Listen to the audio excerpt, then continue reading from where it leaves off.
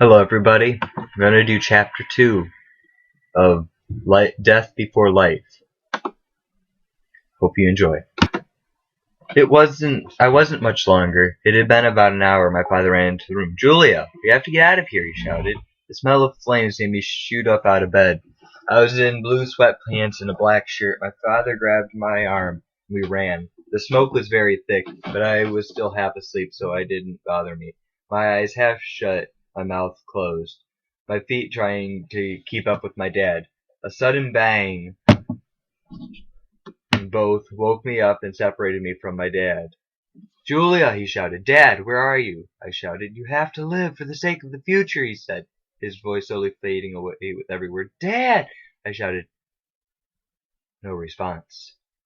A sudden roar made me jump.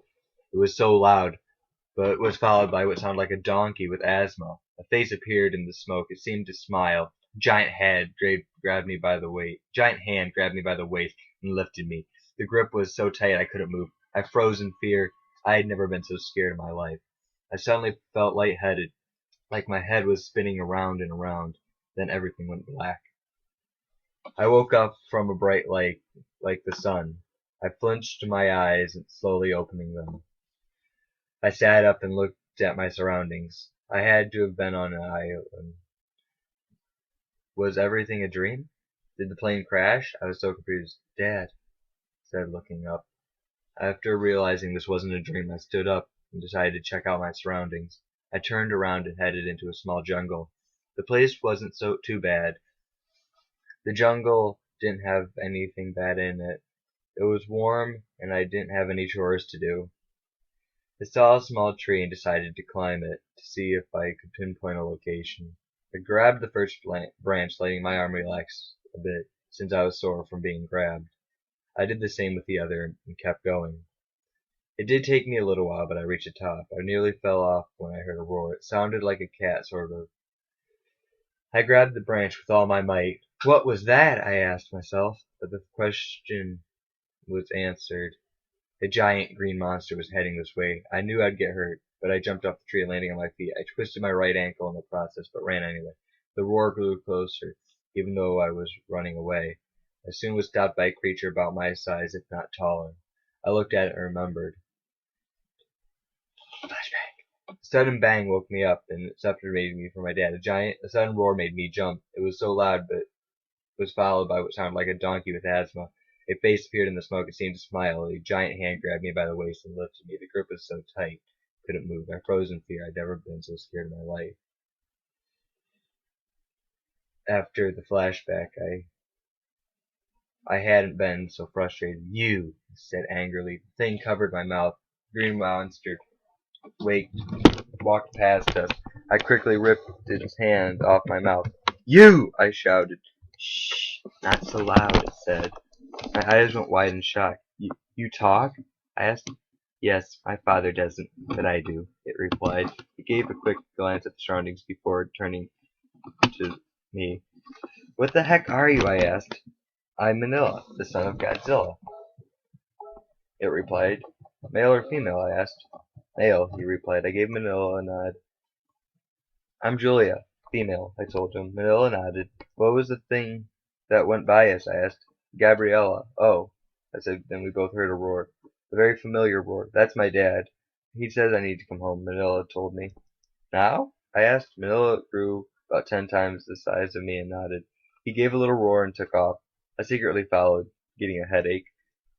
After about 10 minutes of walking with a headache, Manila and I made it to Godzilla. I hid in the bushes while Manila went to his dad. In my head, they were roaring. In my ears, they were talking. "I'm home, Daddy," Manila said.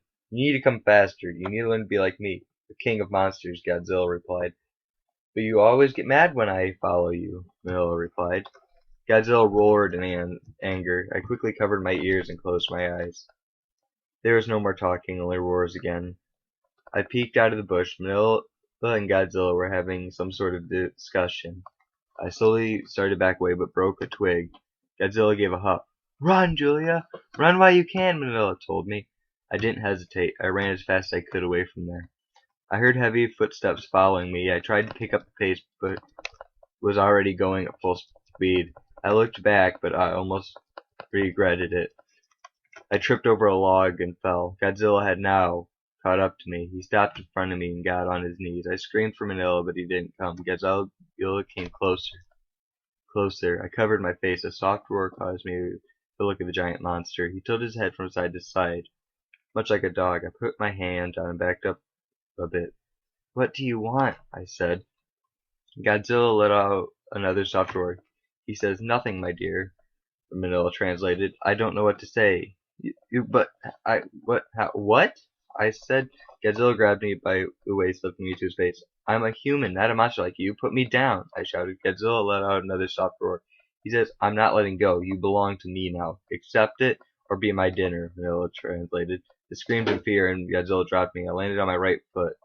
A cry of pain escaped my mouth, but I got up and ran away. I knew Godzilla hadn't followed me, but I ran further anyway. I couldn't take any chances. My fear was building. "Karaos, what Isman?" Two voices said. I don't know how, but I knew they said, "Don't be afraid of him.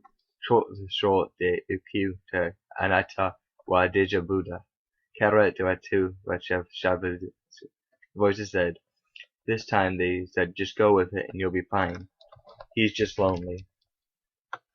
End of chapter 2. I hope you come back next time to hear chapter 3.